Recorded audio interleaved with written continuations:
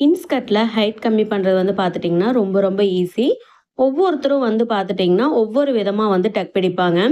ஒரு சிலர் வந்து பார்த்துட்டிங்கன்னா, முட்டிக்கு மேல டக் பிடிப்பாங்க. ஒரு சிலர் வந்து பாட்டம் லைன்லேயே டக் பிடிப்பாங்க.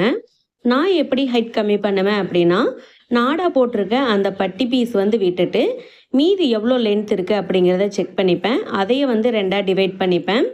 அந்த 2ஆ டிவைட் பண்ணத மறுபடியும் 2ஆ டிவைட் பண்ணிப்பேன்.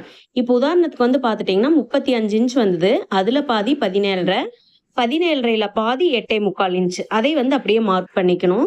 8.25 இன்ச் மார்க் பண்ணியிருக்கேன் இல்லைங்களா? அதுக்கு கீழ டோட்டலாவே வந்து நான் 2 இன்ச் வந்து மார்க் பண்ணி டக் பண்ணிப்பேன்.